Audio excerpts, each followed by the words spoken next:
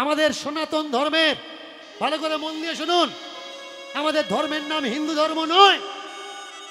এটা আমার মুখের কথা নয়, ইসকনের বড় বড় বাবাজিরা বলছেন। নৃসিংহ প্রসাদ ভাদুড়ী, যিনি বাংলার ব্যাসদেব, তিনি বলছেন, এ আমার মুখের কথা না। পড়াশুনো করুন, হাজার হাজার মহান মানুষরা তারা বলছেন হিন্দু কোনো ধর্ম নয়। হাইকোর্ট, সুপ্রিম কোর্ট রায় দিয়েছে হিন্দু হলো একটা জীবন শৈলীর নাম, কোনো রিলিজন, কোনো ধর্মের নাম নয়।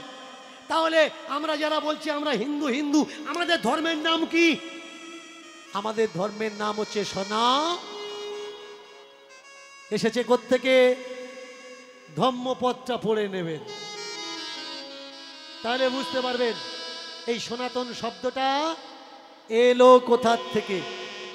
তাকিয়ে দেখুন, মজার বিষয়, আমাদের ধর্মের নাম কি?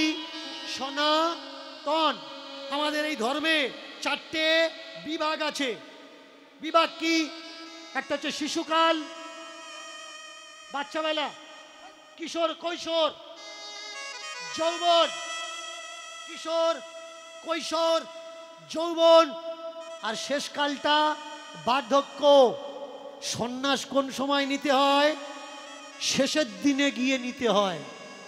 এখন বিয়ে করেছেন, সন্ন্যাস নিলে কি হবে? পাপ হবে। বউ বাড়িতে রেখে সন্ন্যাসী হয়েছেন পুণ্যি করার জন্যে, কিন্তু আপনার বউ যদি অন্যায় করে, আপনার পুণ্যি হবে না পাপ হবে? স্বামী যা করবে বউয়ের হাফ ভাগ, তাহলে বউ যা করবে স্বামীর অর্ধাঙ্গিনী হাফ ভাগ। তুমি তো বউ ফেলে পালালে স্বর্গে যাবে বলে, আর বউ যে নরকে যাওয়ার জন্য রেডি হয়ে আছে। পাড়ার লোক বলবে, ও দিদি কি করছিস? ও বলবে, আমি করব কি বল? যার দরকার ছিল ও তো রেখে পালিয়েছে, আমি কি মরবো? তুমি করছো পুণ্যি, আর ও সংসারে অন্য ছেলের সঙ্গে করছে সিন্নি। যে বয়সে তোমার সংসার সামলানোর দরকার, সেই বয়সে তুমি সন্ন্যাস নিচ্ছ, এটা উচিত না। এটা আমাদের সনাতন ধর্মের নিয়ম না। যে বয়সে লেখাপড়া করার দরকার, সে বয়সে নিচ্ছ সন্ন্যাস, এটা আমার সনাতন ধর্মের নিয়ম না। কোন সময় তুমি সন্ন্যাস নেবে? লেখাপড়া করেছো, বিয়ে করেছো, সংসার করেছো, পুত্র সন্তানের জন্ম দিয়েছো, তারা চাকরি বাকরি পেয়েছে, নাতি নাতনি হয়েছে, এখন তুমি রিলিফ, সংসার থেকে ফ্রি, এইবারে তুমি নাও সন্ন্যাস। তাহলে সন্ন্যাসে মঙ্গল হবে। আর সংসারিক মানুষ, বউ ছেলে আসে, যদি স্বর্গে যাওয়ার জন্য সন্ন্যাসী হও, সংসার অমঙ্গল হবে। কর্তব্য করা লাগবে, কর্মটা আগে বুঝা লাগবে। জীবনের 4টে মার্গ কোন কোন স্টেজ? মহাভারত খুলুন, ধৃতরাষ্ট্র কোন সময় সন্ন্যাস নিয়েছিলেন? কুরুক্ষেত্রের যুদ্ধের পরে। সন্ন্যাসের সাথী কে কে হয়েছিল? গান্ধারী আর কুন্তী। আগে বোঝা লাগবে ভাই, সন্ন্যাস কোন সময় নেয়? যখন আমার আর সংসারে প্রয়োজন নেই, তখন তুমি সংসার ত্যাগ দিয়ে বা সংসারে থেকে সন্ন্যাসী হও, ঈশ্বর চিন্তা করো। কিন্তু তোমার একটা দোকান আছে, আর দোকানে যদি বসে তুমি ঈশ্বর চিন্তা করো, ওই দোকান সর্বনাশ হবে, ইনকাম কমে যাবে, তোমার সংসারে আগুন লাগবে। যখন ঈশ্বর চিন্তা করার কথা, ঈশ্বর কখন চিন্তা করবে? এটা আমার কথা নয়, মহর্ষিদের কথা। মনে, বনে আর ঘরের কোণে। মেনে চলুন, একটা গাড়ির ড্রাইভার গাড়ি চালাচ্ছে, আর চালাতে চালাতে তার 8-9 জন প্যাসেঞ্জার গাড়িতে বসে আছে। ঈশ্বর চিন্তা করতে করতে পোস্টারের গায়ে ঠুকে দিল, তাহলে কি হলো? ও তো মরল, পেছনে 9 জন, কারোর হাত ভাঙলো, কারোর ভাঙলো, কেউ বা ডাক্তার নাড়ি ধরে বলে দিল এ হয়ে গেছে। কার জন্যে হলো? সামনে বসা ঈশ্বর চিন্তা করার লোক। তুই যদি ঈশ্বর চিন্তা করবি, স্টিয়ারিংটা কেন ধরেছিস? ছেড়ে দে, পেছনের সিটে আয়, ঈশ্বর চিন্তা কর, তোর কেউ অসুবিধে করবে না। ঈশ্বর চিন্তা তুমি কখন করবে? কাজের অবসর সব হয়ে গেছে, এবার তুমি বিছানায় ঘুমোতে যাবে, আর ঘুমানোর দরকার নেই। সারা রাত মনে মনে চিন্তা করো না, কারোর ক্ষতি হবে না। আর চিন্তা কখন করবে? সব কর্তব্য যখন করা হয়ে যাবে, শেষ জীবনে পারলে ঘরে থাকো, না পারলে বনে যাও। মনে বনে ঘরের কোণে। কে গোসাই? মায়েরা, এই জগতে গোসাই কে জানেন? গো মানে গতি, আর সাই মানে শুদ্ধতা। যার মনের গতি শুদ্ধতা হয়েছে সে গোসাই। গোসাই হওয়ার জন্য কোনো পোশাক লাগে না। গোসাই হওয়ার জন্য মাথায় জট তৈরি করে লাগে না। কদিন চান করা বন্ধ দাও না, গাব তেল মাথায় দাও না, জট এসে যাবে। জট তৈরি করতে টাইম লাগে, কিন্তু গোসাই হওয়া যায় না। মাথায় জট নেই, হতে পারে ও গোসাই। উপরের সাজটা গোসাই সাজ হলে কি হবে? ভেতরটা সাই হতে হবে। ভেতরটা, অন্তরটা যা সাই নয়, তারা সাধু নয় ভাই। সাধু কখনো হিংস্র হয়, সাধু কখনো সঞ্চয় করে, সাধু কখনো গালাগালি করে। যারা সাধু সমাজে এসছে তাদের মুখের ভাষা কখনো খারাপ হয়, এমন লাখও বের করে দেখিয়ে দিতে পারি। রাখালের থেকে ও ডেঞ্জারাস ডেঞ্জারাস তাদের বুলি।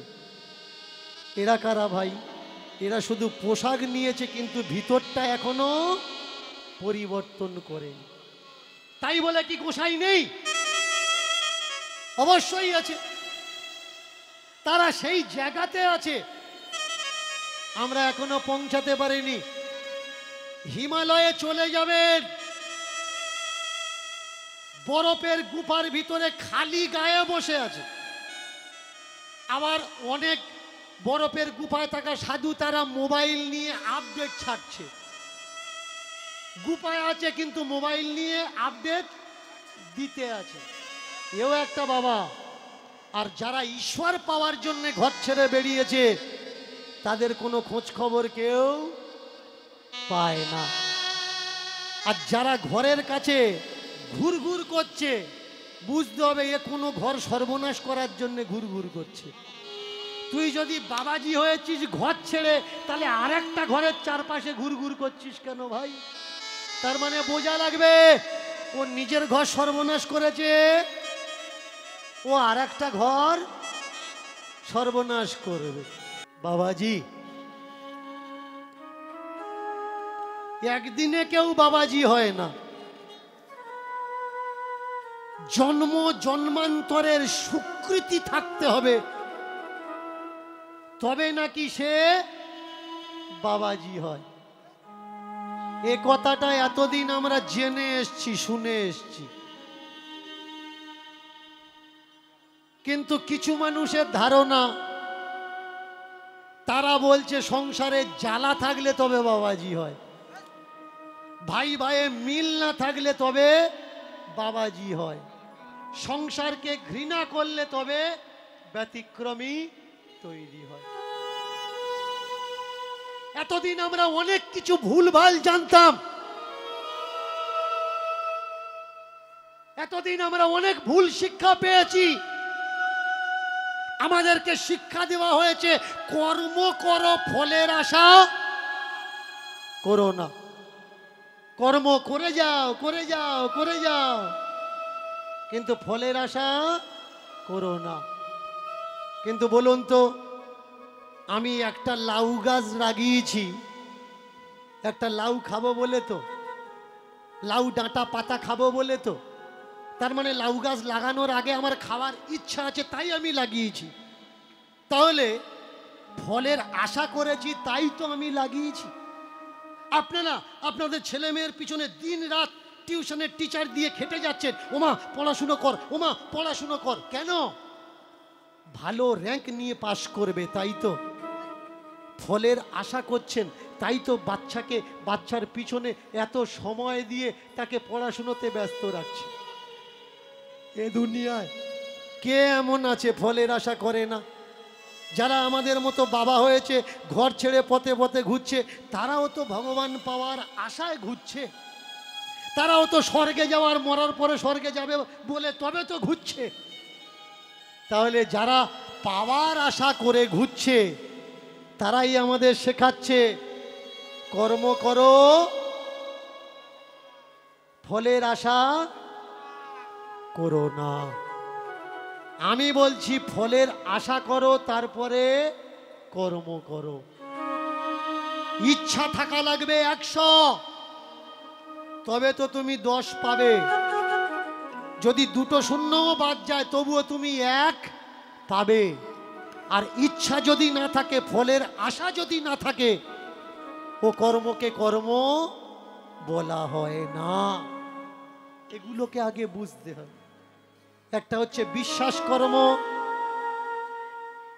আর একটা হচ্ছে যুক্তিবাদী কর্ম।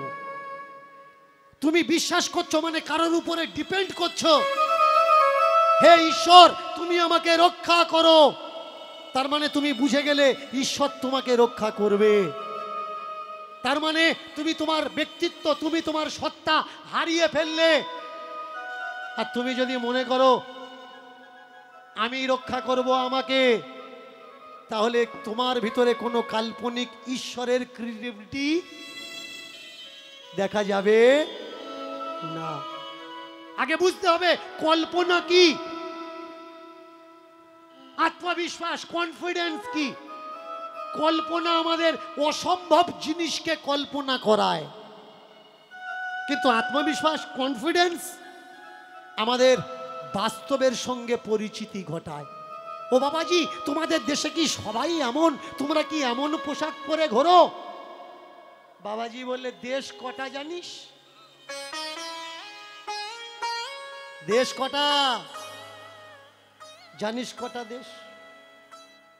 আমরা তো মনে করি আমাদের এই দেশ, আর ভৌগোলিক ম্যাপ অনুসারে আরো দেশ আছে। বাবাজি বললেন না, এ দেশ তো বাস্তব দেশ। সাধক, প্রবর্তক আর সিদ্ধি। সাধক, মায়েরা মনে রাখবেন, সাধক, প্রবর্তক আর সিদ্ধি। আমরা মনে করছি এইটা দেশ, কিন্তু বাবাজি বলছে এই দেশ দেশ নয়, আরো দেশ আছে। আর সেই সব দেশের বেশগুলো এমন হয়। আচ্ছা, চমৎকার চমৎকার। ও বাবাজি, ওই দেশে এই বেশে গেলে কি হয়? বললে শোন, জন্মিলে মরিতে হবে, অমর কে কোথা কবে। এই যে বাস্তবে দেখছিস না, যেগুলো দেখছিস এগুলো আসলে মায়া, এগুলো সত্য না, এগুলো কল্পনা, এগুলো মিথ্যা। আচ্ছা, এগুলো কল্পনা, এগুলো মিথ্যা, এগুলো সত্য না। তাহলে সত্য কোনটা? শোন, ঈশ্বর সত্য, শাশ্বত। সেই ঈশ্বরকে পেতে গেলে মায়া ত্যাগ দিতে হবে, তবে তুই ঈশ্বরকে পাবি। এই সংসারের বাবা মা এ তো মায়ার বাবা মা। ওই যে উপরে যে আছে ঈশ্বর, ওইটি তো আমাদের অরিজিনাল বাবা মা। ও পরম পিতা, এ যদি পিতা হয় ও পরম পিতা, ইনি যদি মাতা হন উনি পরম মাতা। উনি আমাদের সব। আর এই জগতে যা কিছু দেখছো এ কিছু মিথ্যা। ধর্মের তখন মনে মনে হচ্ছে তাহলে আমার বাবা মাটা আসল বাবা মা নয়, আর একটা বাবা মা আছে যেটা আসল বাবা মা। ও গোসাইজি, সেই বাবা মাকে আমি দেখব কি করে? যতদিন এ বাবা মার কাছে আছিস ততদিন সে বাবা মা পাবি না। ত্যাগ দাও, মায়া করা বন্ধ করো, মোহ করা বন্ধ করো, তবে তুমি তাকে পাবে। আর তা না হলে তুমি তাকে হারাবে। চমৎকার বিষয়। মানুষের ব্রেন ওয়াশ করতে বেশি টাইম লাগে না যারা বোকা হয়। কিন্তু আমাদের সমাজে এখনো এমন কিছু লেখাপড়া যারা ছেলে মেয়েরা আছে, বুঝে পাই না তাদের যে ব্রেন ওয়াশটা কিভাবে হয়ে গেল। কিছু মানুষ আছে তাদেরকে অতি সহজে ব্রেন ওয়াশ করা যায়। এইভাবে তাদেরকে ব্রেন ওয়াশ করা হচ্ছে যে যে তোমার ধরেছে, কর্ম করিয়েছে, তোমাকে লালন পালন করেছে, এ বাবা মা আসল বাবা মা নয়। আসল বাবা মা আর একজন আছে, সেই কাল্পনিক বাবা মার দিকে ঠেলে দিলে বাড়িতে ফিরে এলো কিন্তু মনে তার শান্তি নেই, চঞ্চলা মনোভাব, বাড়িতে এসে খায় না, ঘুমোয় না, শুধু চিন্তা করে। বুঝতে পারে তার মায়, মা জিজ্ঞাসা করে, বাবা ধর্ম বল তোর কি হয়েছে, তুই কি কোনো ব্যথা পেলি, কষ্ট পেলি, কেন বাবা মুখটা তোর শুকনো? মায়েরা এই জগতে মুখ দেখে দুঃখ বুঝতে পারে কে বলুন তো? মা। আর একজন আছে, সে কে? বউ। এই জায়গায় কিন্তু অশান্তি করলে হবে না। মারও যতটা পাওয়ার আছে ছেলের মন বোঝার, বউয়েরও অতটা পাওয়ার আছে তার স্বামীর মন বোঝার। কারণ মাও নারী, স্ত্রীও নারী। নারী শক্তি বলে যদি কিছু থাকে তাহলে প্রত্যেক নারীর সে শক্তি আছে, আর সেটা হচ্ছে সিক্স সেন্স, ধরে নেওয়ার একটা সিস্টেম, যেটা ছেলেরা পারে না। ধরে নাও, এখানে লাল মতো কি একটা লেগে আছে, কোথায় গেছিলে? লাল হলো কেন? তুমি যখন গেছিলে এখানে তো কোনো লাল দাগ ছিল না, কাদের বাড়ি গেছিলে? সত্যি করে বলো। তোমার খাওয়া বন্ধ, ঘুমোনো বন্ধ, গুঁতবে যতক্ষণ না বলবে। তুমি কি অশান্তি করতে চাচ্ছ? হ্যাঁ চাচ্ছি। তুমি কি সংসার ভাঙতে চাচ্ছ? হ্যাঁ চাচ্ছি। দাগ করতে লাগলে বলো। ছেলেদের এই সিক্স সেন্স কিন্তু কাজ করে না। কাজ করে কাদের? মেয়েদের কাজ করে। তেমনি প্রত্যেকটা মেয়ে মুখ দেখে ধরে নিতে পারে মনের দুঃখের অবস্থান আর পরিমাপ। মা জিজ্ঞাসা করছে, হ্যারে ধর্ম, আমি বুঝি তোর মর্ম, বল না দেখিবা কে দিল তোর মনে ব্যথা, খুলে দেখিবা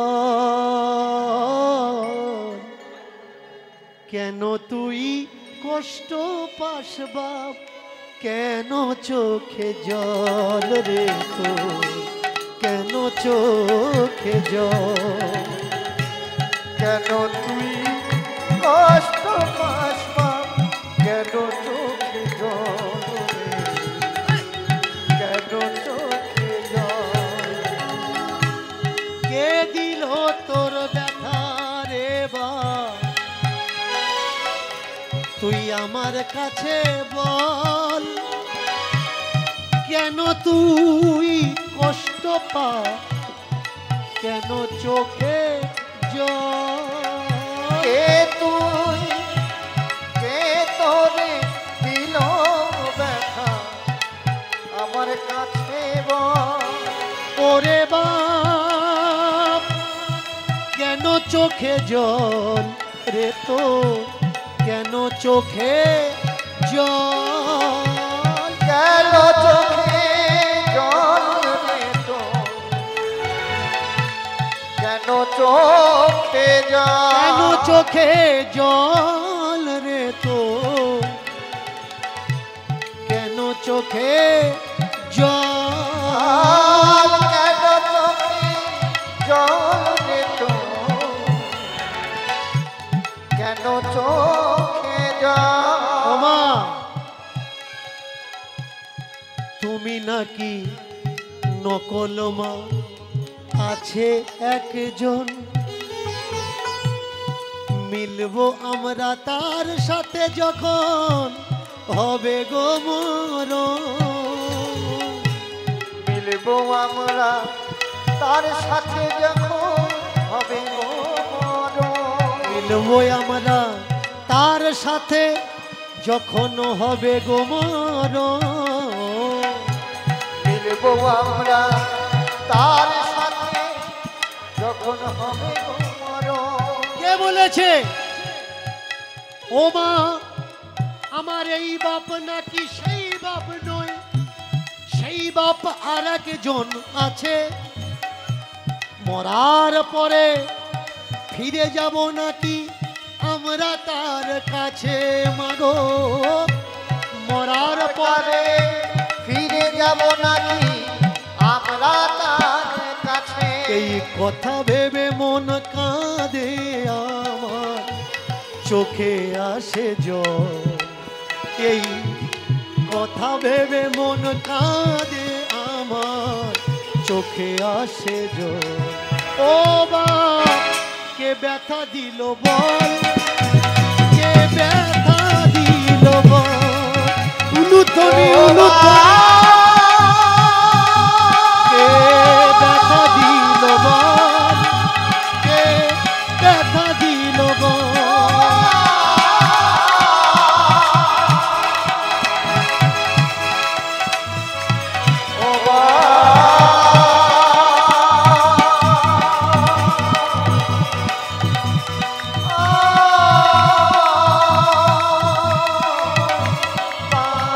তোর ব্যথা দিল কে বল, তোর ব্যথা দিল কে বল, তোর ব্যথা দিল কে বল, তোর ব্যথা দিল কে বল। ধর্ম কে বলেছে তোর এ কথা যে আমরা ছাড়া তোর আর কেউ আছে? ওমা ওই গোসাই বললে। মা ধর্মকে বলছে ও বাপ, তোর কে বলেছে তাকে পেতে বাড়ি ছাড়তে হয়? ও বাবা বাড়ি ছাড়তে হয়। তোকে কে বলেছে তাকে পেতে বাড়ি ছাড়তে হয়? তোকে বাড়ি ছাড়তে হয়। তোকে কে বলেছে তাকে পেতে বাড়ি ছাড়তে হয়? বাড়ি ছাড়তে হয়। তোকে কে বলেছে তাকে পেতে বাড়ি ছাড়তে হয়? বাড়ি ছাড়তে হয়। সে আছে তো সবার মাঝে, এক জায়গাতে নয়, এক জায়গাতে নয়। আর সে আছে সবার মাঝে, এক জায়গাতে নয়, এক জায়গাতে নয়। ও ভাই সে আছে তো সবার মাঝে, এক জায়গাতে নয়, এক জায়গাতে নয়। সে আছে সবার মাঝে, এক জায়গাতে নয়, এক জায়গাতে নয়। তোকে কে বলেছে তাকে পেতে বাড়ি ছাড়তে হয়? বাড়ি ছাড়তে হয়। তোকে কে বলেছে তাকে পেতে বাড়ি ছাড়তে হয়? বাড়ি ছাড়তে হয়। ওমা ওই বাবাজি বলেছে। বলতো দেখি, যারা তোকে বোঝাচ্ছে, ভালো করে কথাগুলো মন দিয়ে শুনবেন, যারা তোকে বোঝাচ্ছে তাকে পেতে গেলে বাড়ি ছাড়তে হয়, তারা কেন বাড়ি ছেড়ে তীর্থে বাড়ি বানায় হায়? তীর্থে বাড়ি বানায় হায়। আর তারা কেন বাড়ি ছেড়ে তীর্থে বাড়ি বানায় হায়? বাড়ি বানায় হায়। তারা কেন ঘর বাড়ি ছেড়ে তীর্থে বাড়ি বানায় হায়? তীর্থে বাড়ি বানায় হায়। তারা কেন ঘর বাড়ি ছেড়ে তীর্থে বাড়ি বানায় হায়? বাড়ি বানায় হায়। ঈশ্বর পেতে ওরা তোমায় বলল করতে হবে কষ্ট। ঈশ্বর পেতে গেলে কি করতে হবে? ঈশ্বর পেতে গেলে ওরা তোমায় বললে করতে হবে কষ্ট।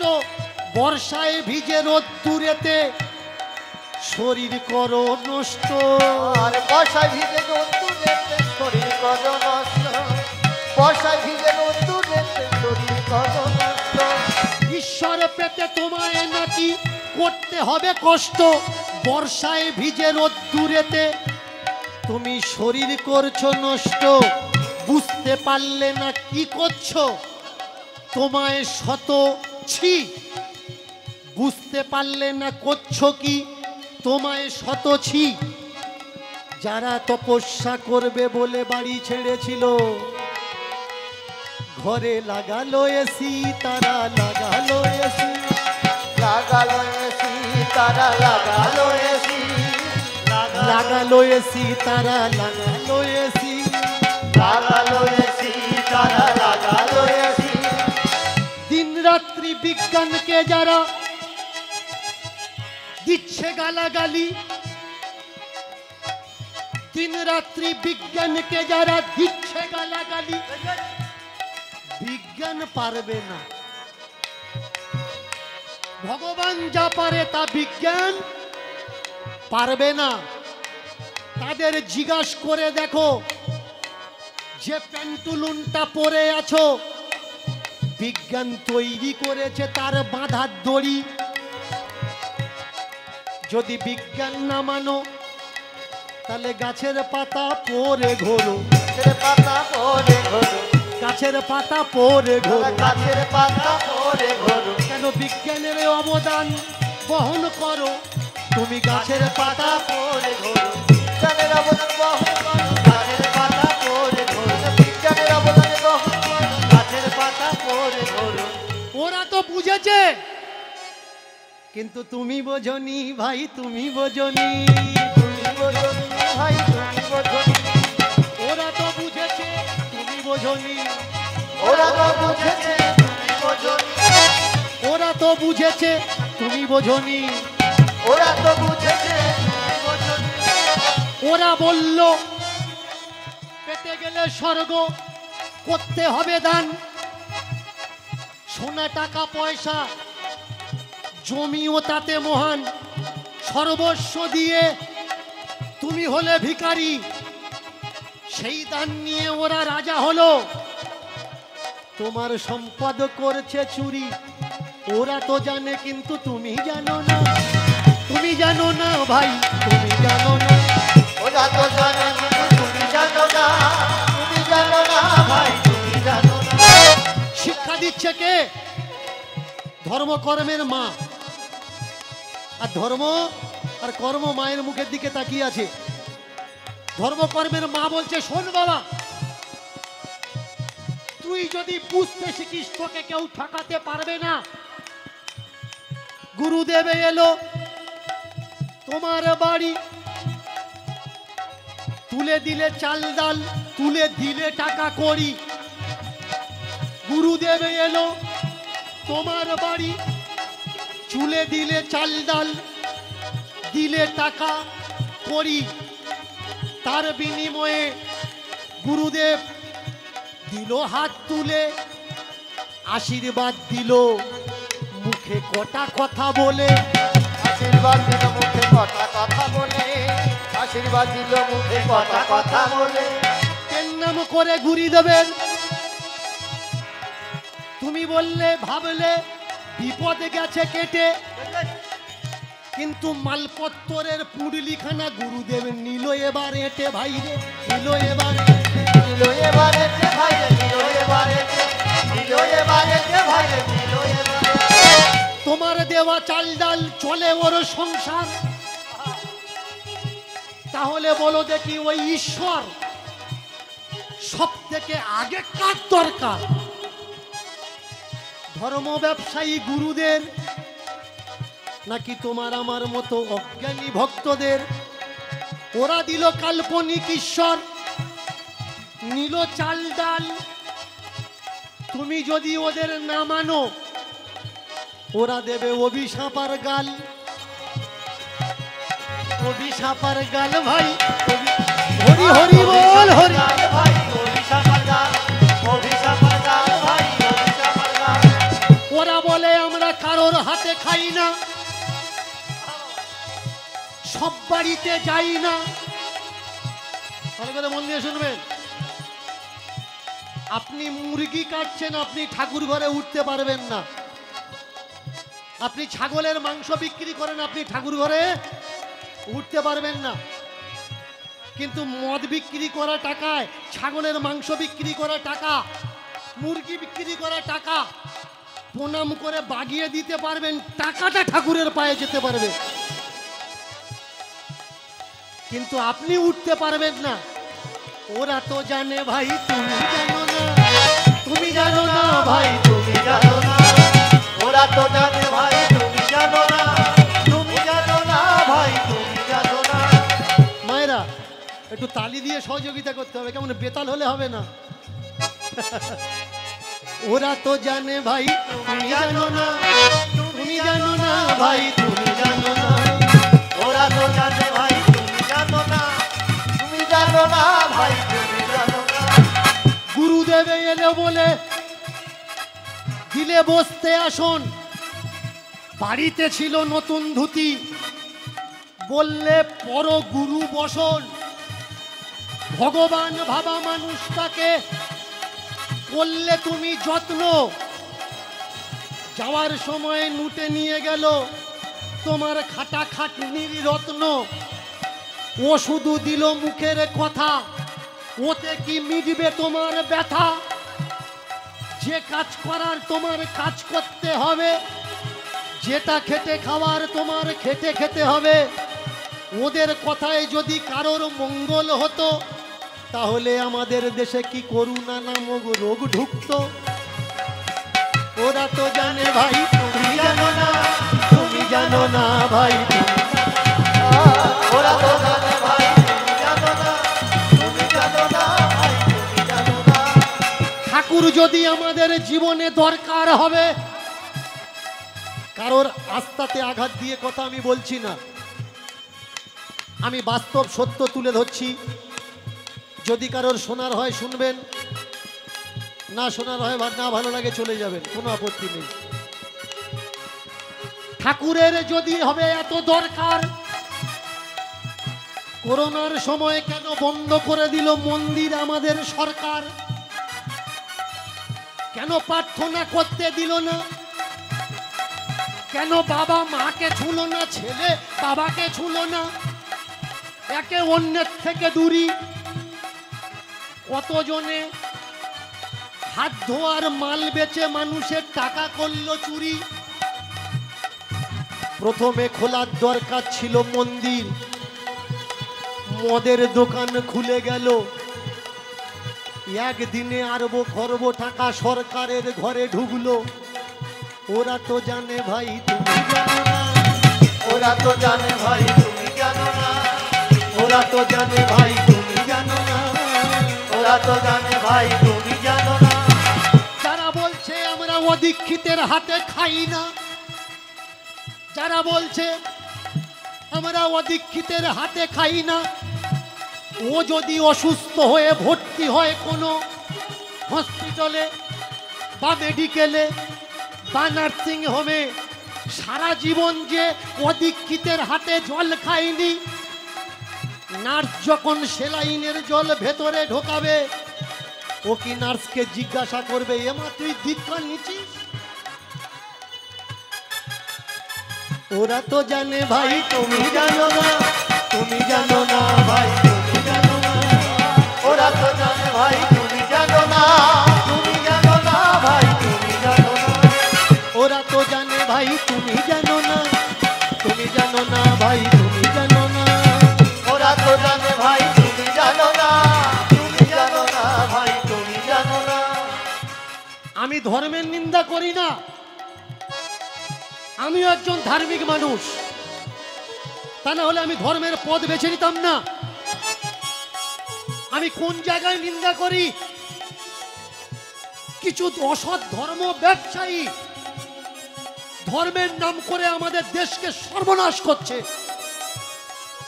এরা বলছে মন্দিরে যাও, মন্দিরে গেলে আর কিচ্ছু লাগবে না, কিন্তু নিজেরা অসুস্থ হলে আগে হসপিটালে ঢুকছে।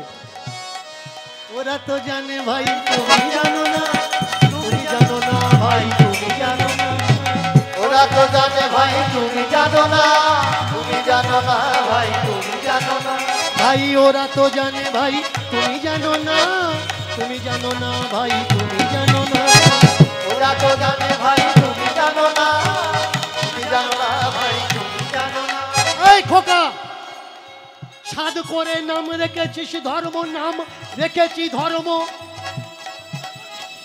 তুই তো বাপ বুঝলি না, নামের মর্ম মর্ম। তাহলে বল দেখি তুই কি করছিস ভালো কর্ম? আপনজনকে চিনলি না, বাবা মাকে জানলি না। আমার সংসারে এখনো পর্যন্ত আমাদের সমাজে কিছু স্টুপিট আছে, গুরুর কথা শুনে তারা বাবা মার হাতে খায় না, দিদির বাড়ি যায় না, মাসির বাড়ি যায় না, পিসির বাড়ি যায় না। কে বলেছে? গুরু মানা করেছে। হ্যাঁ রে, গুরু তোকে যদি বলে তুই মর, তুই মরবি। তোর নিজের বিচার নেই, নিজের বুদ্ধি নেই, নিজের বিচার বিবেচনা কোথায়? যারা গুরুর উপরে নির্ভর তারাই তো সংসারে আগুন জ্বালায়।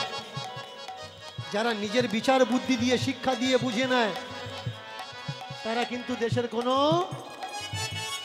মঙ্গল করুক বা না করুক, অমঙ্গল করে না। এই দেশে ভয় কাদের দিয়ে? নাস্তিকদের দিয়ে। নাস্তিকদের দিয়ে ভয় নেই, ভয় হচ্ছে ধার্মিকদের দিয়ে। এনি টাইম আল্লাহু আকবার বলে মানুষ খুন করতে পারে, এনি টাইম জয় শ্রীরাম বলে মানুষ হত্যা করতে পারে। আমার প্রতিবাদ কোন জায়গায়? ধর্ম নিয়ে না, ধর্ম দ্বারা যে হিংসা করা হচ্ছে সেই হিংসা নিয়ে।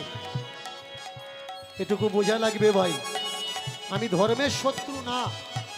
আমাদের দেশে যারা ধর্মের মাধ্যমে হিংসাকে ছড়াচ্ছে, শুধুমাত্র আমি তাদের থেকে সাবধান থাকতে বলি। আপনাদের চিনুন, কার কাছে বাচ্চাকে এগিয়ে দেবেন, কার কাছে গিয়ে আপনি বসবেন, টাইম বিতাবেন, চিনতে শিখুন না। কেউ বলে দিয়েছে তবে আপনি শুনছেন। ভগবান গৌতম বুদ্ধা তিনি বলেছেন, আমি বলছি বলে তোমরা করো না। আমিও বলি, অনেকে আমার অন্ধভক্ত হয়ে গেছে। দীনকৃষ্ণ ঠাকুর যা বলবে আমরা তাই করব। না বাবা, তুমি এমন করো না, তুমি আমার কথা শোনো, আর 5 জনের কথাও শোনো। ঈশ্বর তোমার বিচার বিবেচনা বুদ্ধি দিয়েছে, সেই বিচারের অঙ্কে ভালো করে কষ্টি পাথর দিয়ে ঘষে নাও, কোনটা করা উচিত কোনটা করা উচিত না, আর তুমি সেটাই করো। আমরা আজকের আমাদের যুব সমাজের কি হলো? জয় শ্রীরাম বলে পাগল হচ্ছে। অনেকে আমায় বলে, আপনি জয় শ্রীরাম বলতে পারেন না। না, বলবো না জয় শ্রীরাম, আমি বলবো জয় সীতা রাম। তোমরা কারা ভাই রামের জীবন থেকে সীতাকে বাদ দিলে দিয়ে জয় শ্রীরাম বলছো? এসো না, আমরা একসঙ্গে জয় সীতারাম বলি। আমি তো বিশ্বাস করি সেই অযোধ্যার শ্রীরাম সীতাকে, আমি কোনো পার্টির রামকে বিশ্বাস করি না। এরা কারা ভাই? রামকে রাজনীতিতে টেনে নিয়ে আসলো। ওরা তো বোঝে ভাই, তুমি বোঝো না, তুমি বোঝো না ভাই, তুমি বোঝো না। ওরা তো বোঝে ভাই, তুমি বোঝো না, বোঝো না ভাই, তুমি বোঝো না। আমি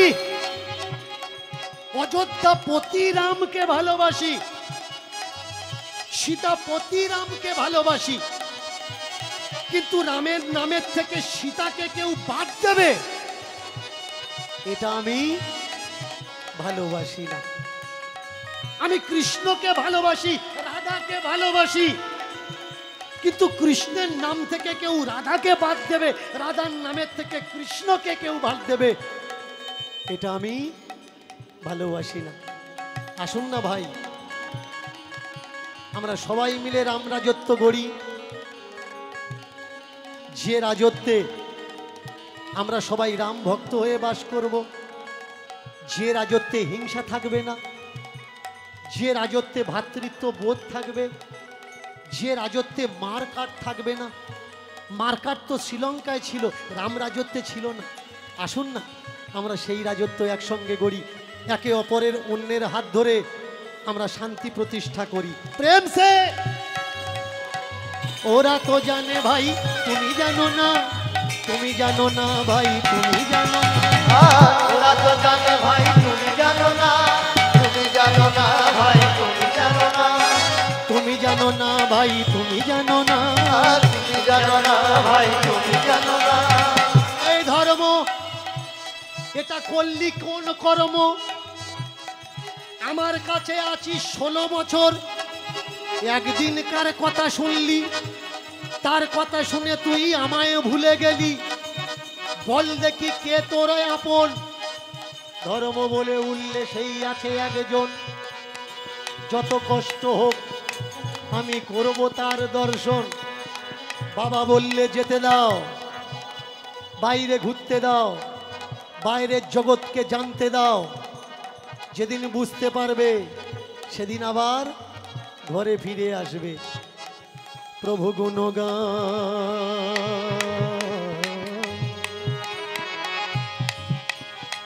প্রভুর গুণগান করতে করতে ধর্ম বাড়ি ছেড়ে গেল বাইরে সেই গাছতলায়, যেখানে গুরুরূপী বসে আছে গোসাই। করো জোড় করে বলে, ও গো গোসাই ঠাকুর, নিয়ে চলো আমার ঈশ্বরের কাছে, সে দেখি আছে কত দূর। জিজ্ঞেস করবো যদি তুমি আসল হবে, তাহলে সংসারে কেন নকল বাবা মায় আমায় দিলে? কোন অপরাধ করেছি যে আমায় তুমি দূর করে দিলে? ছোট্ট মনের নানান রকম প্রশ্ন গুছিয়ে রেখেছি হৃদয়ে সতৃষ্ণ। আমায় এবার নিয়ে চলো।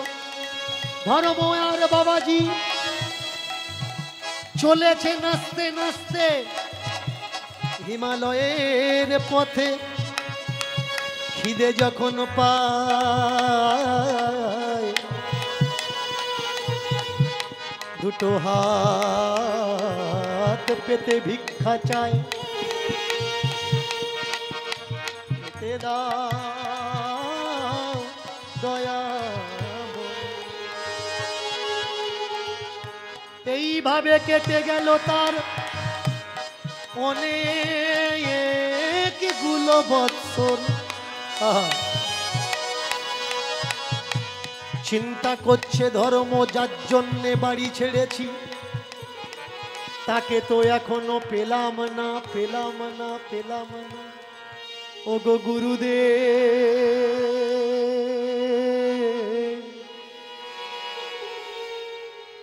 সে কোথায়?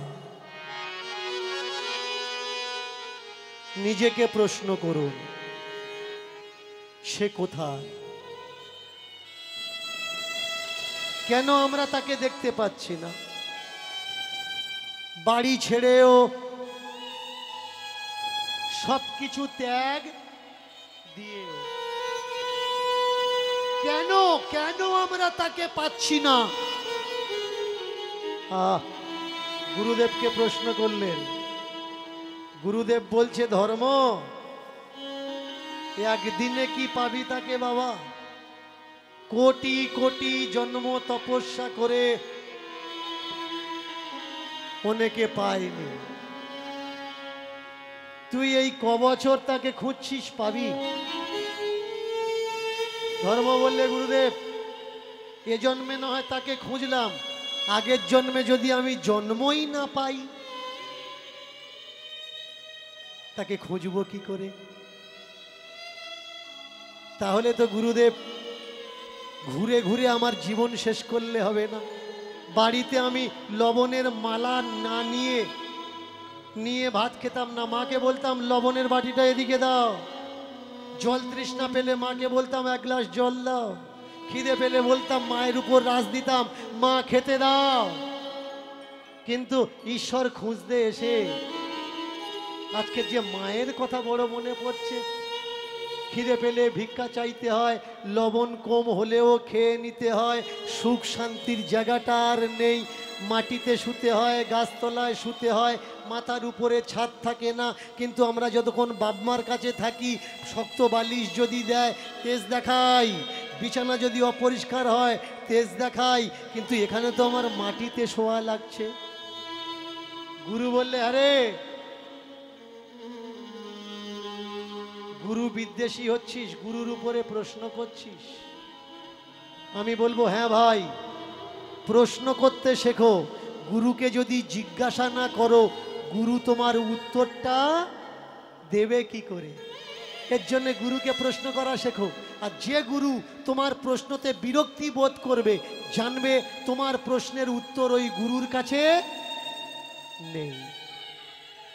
চমৎকার বিষয় দেখো, গুরু ত্যাগ দিয়ে ধর্ম কয়েক বছর ঘুরে ঘুরে এবার আসছে বাড়িতে ফিরে। 16 বছরের ছেলেটা আস্তে আস্তে মুখে দাড়ি চলে এসছে, দাড়ির চিহ্ন চলে এসছে।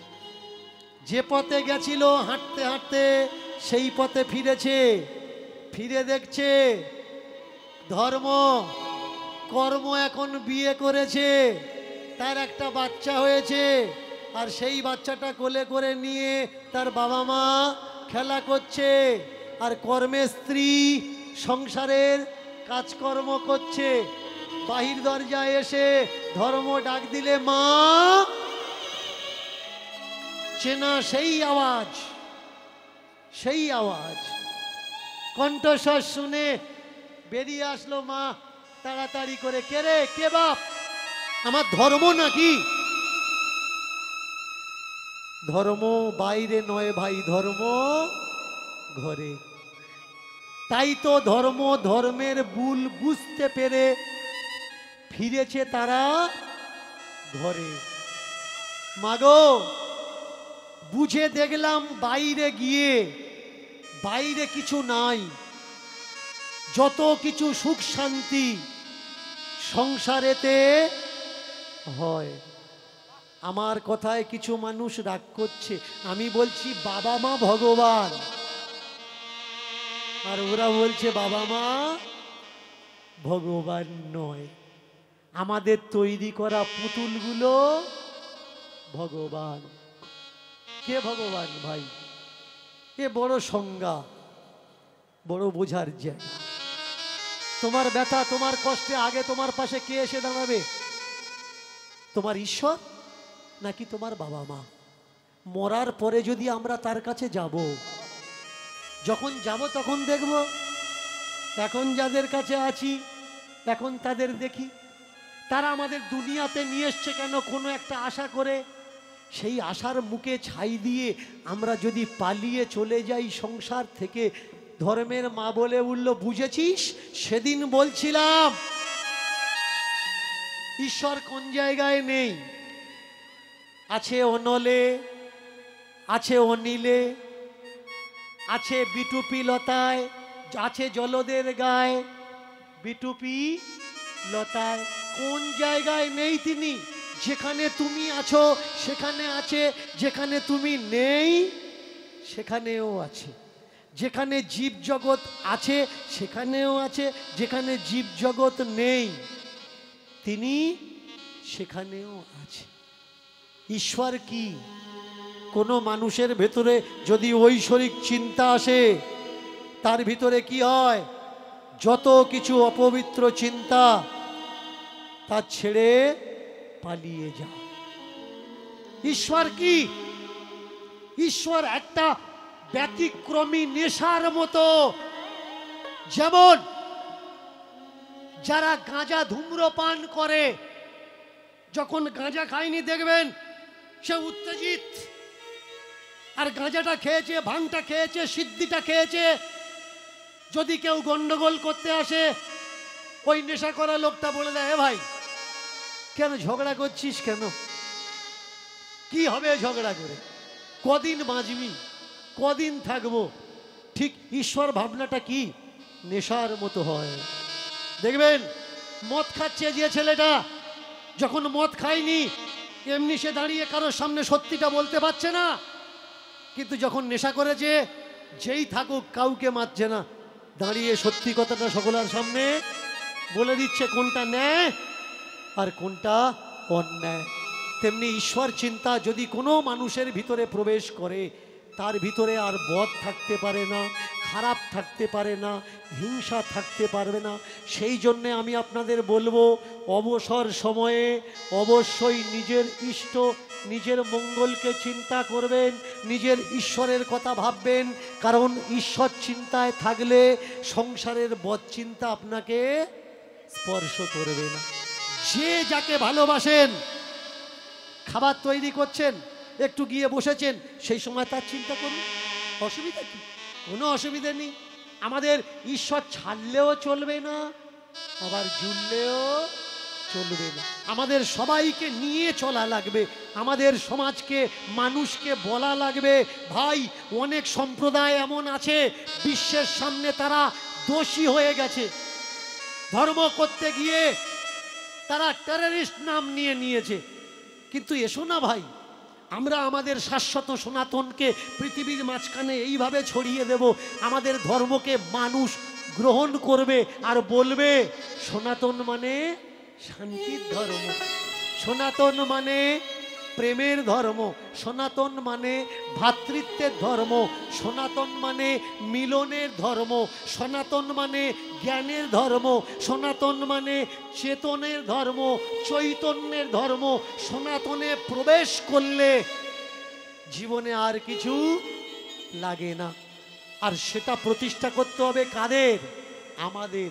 উপর থেকে কেসে কেউ আমাদের এমন করে দেবে না।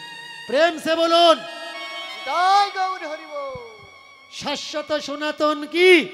জয় শাশ্বত সনাতন কি? জয় শাশ্বত সনাতন কি? জয় পিতামাতা ভগবান কি? জয় পিতামাতা ভগবান কি? জয় পিতামাতা ভগবান কি? জয় আপন আপন গুরুদেব কি?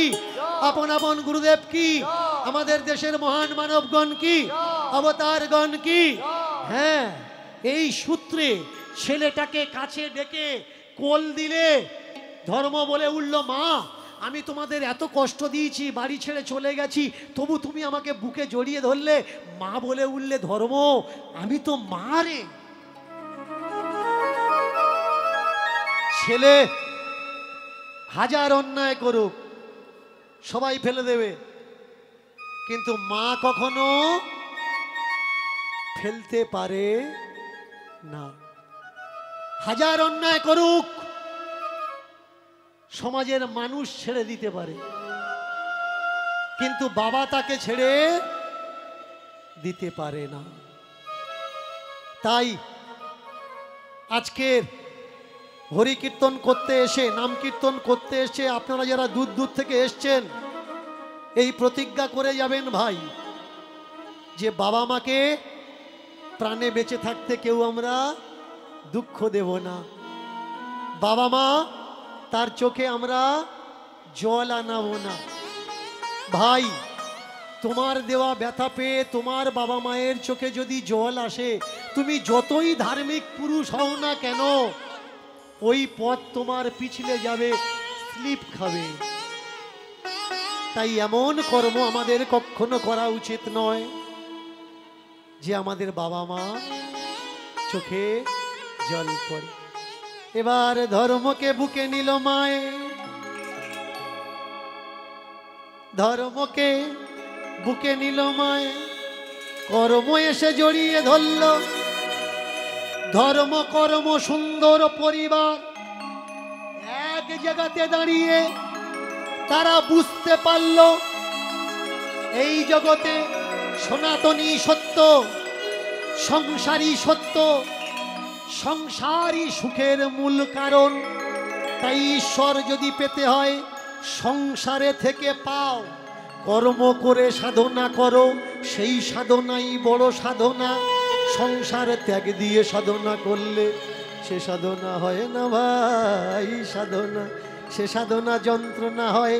সারা জীবন কাঁদবে তুমি, সুখ খুঁজে পাবে না। সুখ যে তোমার সংসারেতে একদিন বিচার করে দেখল না। তাই মিলন হলো, মিলন হলো।